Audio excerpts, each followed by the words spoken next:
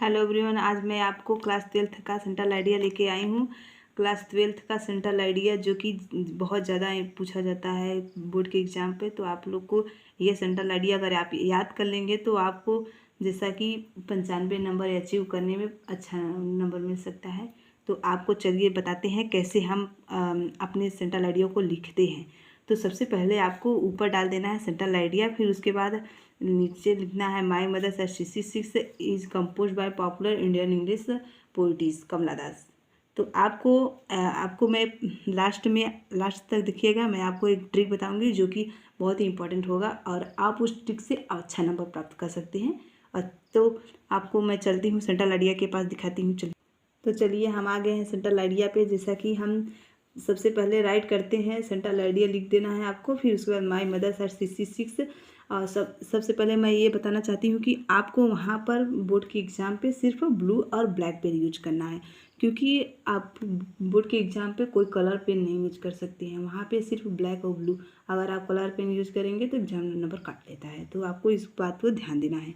तो सबसे पहले आपको माई मदर्स 66 डाल देना है, फिर उसके बाद लिखना है द पोयम। फिर उसके बाद ये जो कॉमर्स है, यहाँ पे जो कॉमर्स है, फिर कॉमर्स को अंदर यहाँ पे ऐसे कॉमर्स के अंदर लिखना है माई मदर्स 66।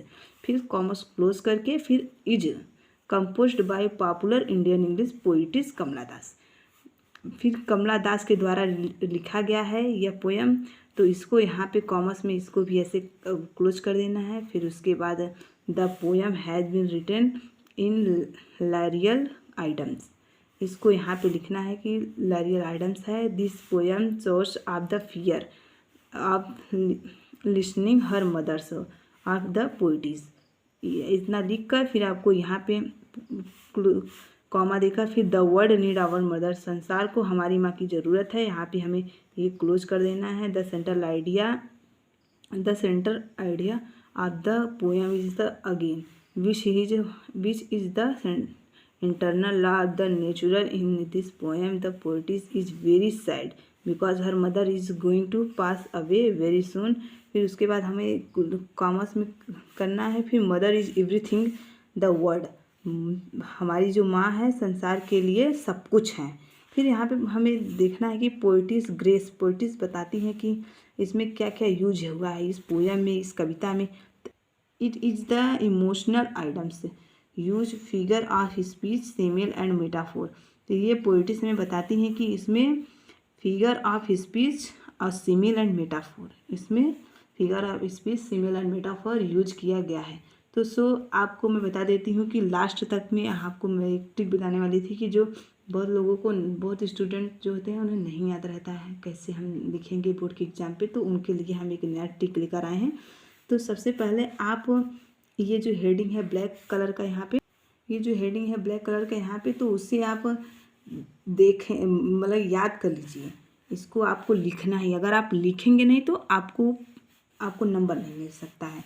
तो द पोएम माई मदर्स 66 यहाँ तक कि आप याद ही कर सकते हैं इससे कि the poem my mother's 66 is composed by popular Indian English poetess Kamala Das. यहाँ तक कि आप लिखेंगे। आप अगर नहीं लिखते हैं तो आपको क्योंकि नंबर काट लिया जाता है। तब इसके अंदर आप अपने मदर के बारे में कुछ भी लिख दीजिए। जैसे the poem has been written, यह कविता लिखा गया है, किसके बारे में लिखा गया है, पोइटिस के माता के बारे में लिखा गया है। तो आप ऐसे राइट करके हर मदर्स पोइटिस, फिर इसको यहाँ पे the word need our mother से जो ब्लैक में लिखा गया है उसको आपको याद करना पड़ेगा।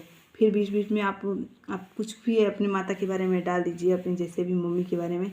फिर उसके बाद आप mothers is everything in the world, आपको इतना तो याद हो जाएगा mothers is everything in the world. फिर ये आपको पोइटिस ग्रेस, ये तो आपको लिखना ही पड़ेगा क्योंकि ये आपको याद ही करना पड़ेगा। ये बिना याद करने के लिए आपको नंबर ही नहीं मिल सकता है। तो इसमें क्या यूज किया गया ये तो आपको याद करना पड़ेगा। तो सो गाइस, जैसा कि आप हमको बता दिए कि कैसा कैसा लिखा जा सकता है सेंट्रल आइडिया। अगर आप इस मेथड से लिखेंगे तो आपको अच्छी नंबर मिलेगी। और थैंक यू।